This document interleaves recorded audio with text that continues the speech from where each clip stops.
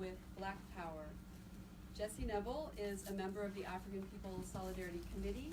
He's also the national chair of the African People's Solidarity Committee's mass organization, the Uhuru Solidarity Movement. As the chair of USM, Jesse organizes white people throughout the country to work under the leadership of the African People's Socialist Party and to raise resources for Black liberation and self-determination as a concrete expression of white reparations to African people. Welcome, Jesse. Use this. Uhuru. For everybody, I just want to thank Nana Ohema and Kofi Horn again for that. That was extremely powerful. Thank you very much. I want to give you a round of applause. I had a question actually. Is there a way we can purchase the book? Yes. Okay. Is it on Amazon? You can find it Okay. on Amazon. Okay. But I'll prefer you buy it from the publisher. Okay. Yeah. All right. So I can leave that information. Okay. Thank you. Appreciate that. Yeah. So I just wanted to thank everybody for being here, and I wanted to start off by, as Diane Tournay said, by saluting my leadership and our leadership in the Solidarity Movement, the chairman of the African People's Socialist Party, Chairman Omali Yeshitela, Uhuru, to the chairman who we're going to talk about. That's who's pictured here on this shirt, as you can see, is Chairman Omali Yeshitela. He is the founder of the Uhuru movement. He fought against the war against the Black Revolution of the 60s to rebuild the African Revolution out of the ashes of the military destruction of the Black struggle in the 1960s, and has advanced that struggle for over 50 years to this very point where we are today. And he has been on many of these Day of Reparations tour events, and we just want to give our deepest salute and appreciation to the chairman, as well as to the visionary leader of the economic front of the African People's Socialist Party, Deputy Chair Ona Zene Yeshitela. And that was, we saw Deputy Chair earlier, she was in that video, showing the concrete examples of the Black Power blueprint that is building economic power and political power in the hands of the Black working class, today, in this world that we live in. So that's what this event is about. It is part of a fundraising tour that is raising money as reparations to the African liberation movement, specifically for those projects that we saw, the Black Power blueprint. So I just wanted to say that. I also wanted to salute the members of the African People's Socialist Party, including National Central Committee member and Director of Agitation and Propaganda, Akile Anai, who is here with us tonight. Uhuru. We'll be speaking. I'm very excited to hear Director Akile speak. And also want to salute Diakese, who is the station manager of Black Power 96. Uhuru. And I also really want to salute Diane Tournay. Yes. And can everyone give a round of applause for Diane? Diane has been organizing for many years here in Gainesville, and has made a huge impact on this city through many challenging situations that we were discussing some of earlier tonight, and has never given up, has never compromised or wavered in her stance of building principled solidarity with the African liberation movement. And that's very significant. And I have the honor of working out of the Uhuru House in St. Petersburg, Florida, and earlier, which means we have the incredible honor of occasionally having a little hallway conversation with Chairman Omali Yeshitela himself.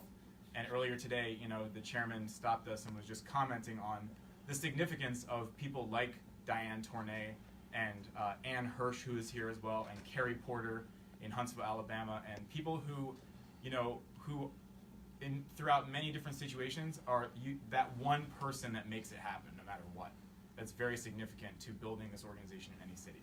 But of course, the beautiful thing is Diane is not alone here in Gainesville, so I do want to salute also Lauren and Jonathan and Logan and other people that I'm missing, people that are involved on the local level here in Gainesville in building the Uhuru Solidarity Movement, so give yourselves a round of applause.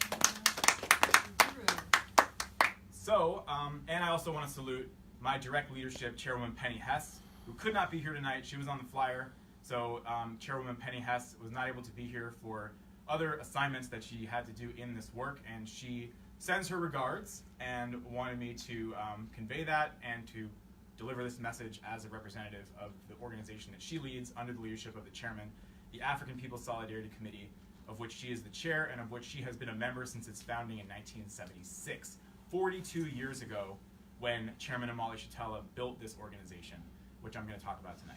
So with that being said, I am, as was stated, my name is Jesse Nevel. I'm the national chair of the Uhuru Solidarity Movement, which is the mass organization of the African People's Solidarity Committee. I'm also a proud member of the African People's Solidarity Committee. And the African People's Solidarity Committee and Uhuru Solidarity Movement, as has been stated, are the organization of white people who work under the leadership of the Black Power revolutionary organization of the African People's Socialist Party. And we go back into the white community to organize other white people like us to take a stand on the side of the black community, African people in this country and all throughout the world who are facing oppression and who are fighting for control over their lives and resources and the destinies of their children. And specifically, we fight for reparations to African people. That's why this event is called the Days of Reparations to African People. We fight for white people to take a stand of reparations as a genuine expression of solidarity with African people. So there are three basic principles of unity of the Uhuru Solidarity Movement, which if you are not a member and you agree with these principles of unity, you should leave here tonight a member. One is that we work under the leadership of the African People's Socialist Party. That is just almost a self-evident thing. We would not exist without the African People's Socialist Party. They created us. Two, we organize in the white community for reparations to African people, which means we are white people. We don't go into the African community or the Mexican community or Arab communities as white saviors or activist missionaries attempting to provide leadership to oppressed people in their struggles for liberation. We go back and we organize our own white communities to take responsibility for our legacy and our present reality as benefiting from this system of oppression. And finally, we stand in solidarity with the right of African people to lead their own struggle. And because we are under the leadership of the African People's Socialist Party, we have the ability, the opportunity to see the world through the eyes of the African working class, to see the world through the eyes of the enslaved, unoppressed peoples on the planet Earth, which means that we are seeing the world as it really is. And I want to just make that statement up front that everything I'm about to say to you, I believe in it 100%. But I could not have come to any of these conclusions on my own. No matter how many books I read, or how many documentaries I watched, or whatever, I could not have come to any of these conclusions on my own. Everything I'm about to say to you comes from the worldview that's called African internationalism, which was created by Chairman Omali Yeshitela, which he has laid out in many, many books over the years, in many presentations and speeches over the years. It's the political theory or philosophy of the Uhuru movement and the African People's Socialist Party. African internationalism is the worldview of the revolutionary African working class. And through being under the leadership of the party and the Uhuru movement, we can embrace that worldview as our own. We can become, we're not African, but we can be African internationalists. We can embrace this philosophy and this way of understanding the world as our own. And that means rejecting the false narrative that each and every white person grows up with without even really thinking about it. Because we are born into this world, we didn't choose to be born into this world, but here we are. And you look around you, and everywhere you look around the world, African people are living in poverty and suffering, whether it's here in the United States, whether it's in the Bahamas, whether it's on the continent of Africa. Everywhere you look, African people are starving, and white people are better off. White people have the highest standard of living. And we're just taught to accept that. That's normal. And we're given various explanations for that. We're told that we're told in various ways that the reason for that is because we're better, because we're smarter, because we worked harder, we saved our money, we were more moral and Christian and thrifty and civilized, and that's why we're better off, and everybody else is living in poverty. And even if it's not explicitly said like that, that is what underlies ideas of the first world versus the third world. We just take it for granted. That's the way the world is. There's the first world, there's the third world. There's good neighborhoods and bad neighborhoods. Like, we just take that for granted. And the truth is very different. Even the Chairman Amali Shatella even talks about the Santa Claus myth. The Santa Claus myth is there to explain for us why white people have everything and everybody else has nothing. Because we're good, because Santa Claus goes around bestowing wealth to people who are nice and giving coal to people who are naughty. So that's a myth that is meant to explain the origins of wealth. It's because we deserve it, because we're better. But that's not why the world is the way it is. And through looking through the eyes of the African working class, it's not a difference of opinion, it's the truth versus the lie. And when we start to see the truth, it's a very uncomfortable, ugly, horrible truth. But if anything is ever going to change, we have to face it. We have to face it. And I think everybody's here tonight because you want that reality to change. You want to change the world. That's why we're here. So we have to face it. We have to face it. So that's what we're going to do. So the theory of African internationalism teaches us that the reason why white people are wealthy, generally speaking, and everybody else on the planet Earth is living in poverty, is because of slavery, genocide, and colonialism. That's why. And African internationalism explains to us that it's a system. It's a system that's in place. It's a system that's been in place for the last 600 years, and it's called capitalism. And people are familiar with capitalism. Most of us don't like capitalism. And the chairman talks about there's 3 things about capitalism that most, including a lot of white people who call themselves Marxists and communists and stuff like that, don't like about capitalism. 1, under capitalism, you have private ownership of the means of production, where workers come together socially to produce value, but it's owned by private owners who don't do any work, but they're the ones who profit from everything. So that's a feature of capitalism. That's one of the things you hate about capitalism. That, as the chairman gives the example, the people who come together to make the car can't afford the car. The guy on top, who's presiding over that process, that never touches any of those raw materials, he owns 5 cars. That's capitalism. Another aspect of capitalism is commodity production, which means everything is produced for the market. Everything has a $, a price tag attached to it under capitalism. Everything. There's no, whether it's Obamacare, Trump care, whatever, there's no real health care under capitalism because healthcare itself exists to make a profit. There is a profit associated with people being sick. There is a profit associated with selling medicine that only treats the surface symptoms, so you stay sick forever and dependent on that medicine. It's not about healing people or helping people get better. It's about profit. Everything's about profit. School is about profit. Hospitals are about profit. Everything under capitalism is about making something for the market. So that's one of the things we don't like about capitalism. And the other thing that's part of capitalism that people don't like is wage labor. That it's a system that's built around the exploitation of wage labor. That the worker is paid not based on how much value they produce, but on their ability to produce that value. So the worker is paid just enough to be able to survive and come in the next day and work more. So these are the things that many of us can see that we don't like about capitalism. But as Chairman Amali Shatella explains, the missing ingredient in all of this, you can agree with all of those things, and we're missing the main thing about capitalism that gives rise to all those other things.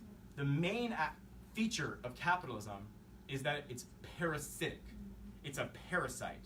Is that it was born off of the enslavement of African people, 1, and 2, the genocide of the indigenous people of this land and the theft of their land by us, by white people. Those are the twin pillars upon which capitalism rests. Those are the twin pillars from which commodity production, wage labor, private ownership, all the other things you hate about capitalism come from that essential reality that it's built on slavery and genocide. And the chairman takes us back to history. What was the world like before capitalism? Capitalism's not like always been here. And despite what defenders of capitalism will say, well, it's human nature. No, it's not. Human nature is a lot older than 600 years. There's many, many thousands of years of examples of human nature that were not capitalism. And prior to the emergence of capitalism, the world looked completely different. Most people around the planet Earth for thousands of years had advanced, magnificent civilizations. Whether in Africa, China, Persia, India, all these different peoples had amazing civilizations. Indigenous people had amazing civilizations. Where white people, we were living in caves and had not yet mastered fire. And that's a literal truth. There were advanced civilizations around the world while we were living in caves.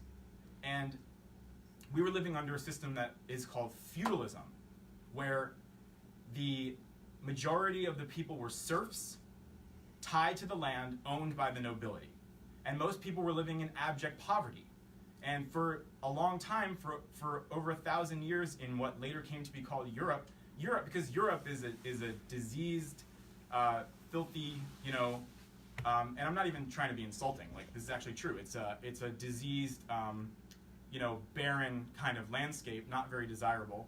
And there was plague, bubonic plague, wiped out half the population of Europe in 4 years, and it was just a very dire situation. It was extremely impoverished. Like, we, as white people living in Europe, we did not bathe for entire lifetimes. That's actually true. Like, that was not a thing that we did, or we just were naked our entire lives. Like, there wasn't clothing. So this was the situation in Europe, and Europe did not exist. There were warring tribes, feudal tribes like Goths, Vandals, Celts, Visigoths, that were constantly at each other's throats fighting for access to scarce resources in this feudal, barren place that later came to be called Europe. And what united those warring tribes into a singular unit, into a singular nation that defined itself as separate from and superior to the other was leaving Europe, was rescuing ourselves from feudalism and poverty by leaving Europe and assaulting Africa and invading Africa, literally surrounding Africa with slave ships, and taking millions upon millions of African people across the Atlantic to this land and other lands to work them for hundreds of years against their will for nothing, and slaughtering and committing genocide against the indigenous people of this land, including the people who are now referred to as Spanish people or Mexican people, where you have this whole part of the United States, the Southwest, that was Mexico. That was Mexico before white people stole it at gunpoint in the 1850s. We stole half of Mexico. California, Arizona, Nevada, New Mexico, that's Mexican people's land that we stole at gunpoint and drew a false border and then defined the indigenous people coming across a false border onto their own land as illegal immigrants, as aliens, when we're the aliens. White people are the illegal aliens on this land, and as we were in Africa when we went to enslave and capture African people. And this entire process that Chairman Amali Shatella talks about of this is how capitalism was born. Capitalism was born as white power. One and the same. White power, capitalism, synonymous. They were born together. It was born as global white power through slavery and genocide. And this is where, and this process that gave rise to the wealth of white people, all white people. We're not just talking about the wealthy elite. We're talking about from the lowliest white worker to the wealthiest white aristocrat or whatever. It went through all strata of the class structure, benefited off of this feeding frenzy of the assault on stolen African labor and lives, and turning African people into the first commodity. The first item for sale on the capitalist market was African human beings. The stock market was built on enslaved African human beings. Wall Street itself literally rests upon a cemetery of African bones. That is a literal fact. There's a tiny little memorial acknowledging that there in New York near the buildings of Wall Street. So this is what gave rise to capitalism and the wealth of white people. And it was something that did not happen because of just a small sector of the of the cops or something like that did it. We did it. The chairman talks about the state. The state is that organized system of violence that is there to protect a social system where there's a split between the haves and have-nots. Before the emergence of the police, before the emergence of the army and the Navy and the court system and all the things that we now associate with the state, we were the state. White people were the state. That's the origins of the contemporary police in this country. It came from roving bands of armed white people coming together and committing organized acts of violence and terror against indigenous people, against the Mexican people, against African people, to climb ourselves up on their backs onto the pedestal upon which we built, upon which we stole wealth and prosperity for ourselves and our families and our children. That is how it happened. We were the state. And we committed unspeakable acts of violence against African people in this country and against the indigenous people. And just recently we had an event in Alabama, and on the way back, Chairwoman Penny Hess and I stopped in Montgomery, Alabama, where they recently opened the first lynching museum in the United States, and it also has a memorial on lynchings that happened in this country. The first ever lynching memorial in the United States. And while there were some problems with politically with this, one being that a museum, a memorial, is to acknowledge something in the past, but the lynching of African people is something that continues to this day in many forms. But it was really unforgettable, actually. And if you have a chance, if you're in Montgomery, I would recommend going, because the way that this memorial is set up is that there's a museum where they have pictures and stuff like that and educational information, and then the memorial is this edifice outside that has these stone structures that are like coffins hanging from the ceiling, reminiscent of the African human beings who were left hanging from trees and bridges and light posts by mobs of white people in this country for over 100 years at the turn of the century. And on each stone structure is named the county of that state, and then the names and dates of the people, the Africans who were murdered, and the dates on which they were murdered. And it goes on forever. You walk through, you're surrounded by them, you turn a corner, you're surrounded by them, then you go outside and they're laid out next to each other. It goes on forever. And yes, Alachua County is there. And yes, Rosewood and the lynching, the mass terror that happened there, is listed on one of those stone structures. And according to the organization that put that monument together, the amount of lynchings that happened in this country, documented lynchings between 1880 and 1940, was 4,400, bare minimum. They said that was just documented cases. The actual number of lynchings was dramatically higher. Dramatically higher. That is how white wealth was built in this country. And white people, not just hooded Klansmen in the dead of night, not just some alt-right weird fixture of white society carried that out. Thousands upon thousands of white people participated in those lynchings as public festivals of sadistic violence and torture. It was our culture, it was our entertainment.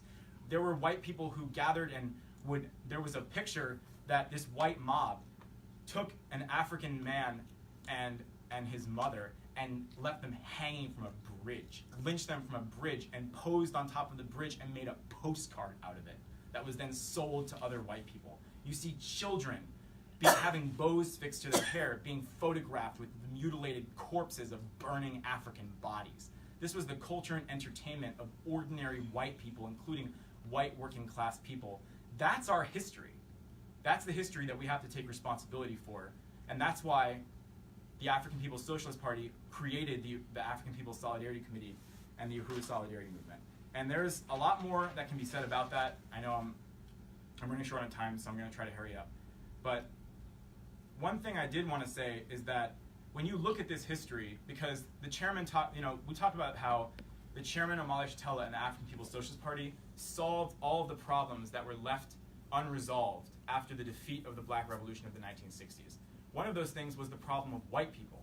Because if you look at our history as white people, up to today, it's easy to conclude that we're not human, that we're mutants, that we're Satan, which many peoples around the world have come to those conclusions. And I can understand why, when you look at what we've done to the planet Earth. But Chairman Omali Yeshitela struggled for a scientific understanding, and he said, no, it's not the devil, because how do you defeat the devil, unless you're also some kind of deity? And it's not mutants or whatever. White people are people, which means that they're motivated by material interests. And we were motivated by material interests. Now, that does not excuse the behavior of white people. And like the chairman said, if we want to understand why we did the things we did, there can be universities set up after the revolution to try to understand what the hell was going through white people's minds. But the main task of the African Revolution is to free African people. And what Chairman Omali Yeshitela concluded is that white people are people who can be won to see that our genuine material interests are not insiding with a vicious, blood-sucking, genocidal social system that feeds off the misery of the planet Earth for our benefit. That's not in our interests. It is in our interests to unite with African people that are fighting for their liberation, to unite with the revolutionary movement of African people, that the African People's Socialist Party, which harkens back to the Marcus Garvey movement of the 1920s, that built a movement of African people, 11 million strong, all over the world, fighting to liberate Africa and African people everywhere under the leadership of the African working class.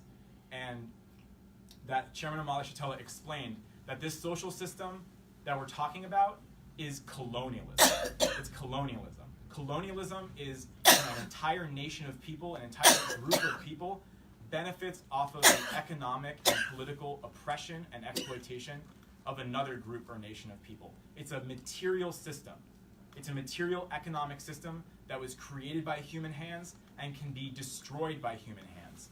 Unlike racism, which is ideas in the minds of white people. Those are our disgusting ideas that we created to justify the system of slavery and colonialism. Racism are the ideas in the minds of white people. And we can take an unlearning racism workshop and maybe feel a little bit better about ourselves and the ideas in our own heads, but nothing in the material world will have changed. African people will still be gunned down by the police and living in poverty and being stuffed into prisons by the millions for things that white people don't even get arrested for. And we will continue to live our lives of prosperity and opportunity at their expense. Nothing will change. An anti-colonial stance takes us a step further, and it takes us to the question of reparations to African people. Because reparations goes to the heart of our material reality as the white oppressor nation population. Reparations speaks to the fact that every single resource, every dollar and cent in the white community is drenched in the blood of 600 years of stolen African labor and lives and land, and the stolen land and genocide of the indigenous people of this continent. Everything.